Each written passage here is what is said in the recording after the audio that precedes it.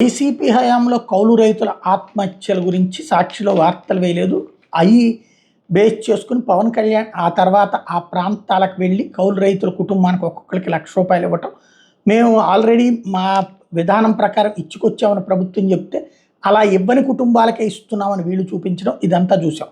ఇప్పుడు వచ్చేటప్పటికి కౌలు రైతుల ఆత్మహత్యల వార్తల్ని సాక్షి ప్రొజెక్ట్ చేసుకొస్తుంది. ఈనాడు జ్యోతి రాయట్లేదు. అప్పట్లో ఈనాడు జ్యోతి రాసేవి. అప్పుల బాధ తాళలేక కౌలు రైతు పురుగు మందు దాగి ఆత్మహత్యకు పాల్పడిన ఘటన గుంటూరు జిల్లా పత్తిపాడు మండలంలో చోటు చేసుకుంది.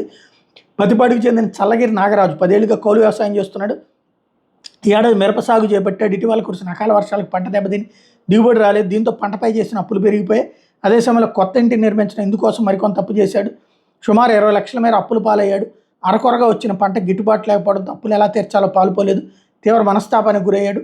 ఈ నెల 25వ తేదీ రాత్రి స్థానిక ఇటుకబట్టీల వద్ద పురుగు మందు దాగి ఆత్మహత్యాయత్నానికి పాల్పడ్డాడు.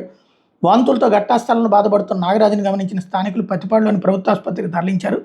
అక్కడ ప్రాథమిక చికిత్స అనంతరం మెరుగైన చికిత్స నిమిత్తం గుంటూరులో ఉన్న ప్రైవేట్ ఆసుపత్రికి తీసుకెళ్లారు. అక్కడ చికిత్స పొందుతూ శనివారం అర్ధరాత్రి మృతి చెందాడు. మృతుడి భార్య రమాదేవి ఫిర్యాదు మేరకు పోలీసులు కేసు నమోదు చేసి దర్యాప్తు చేస్తున్నారు.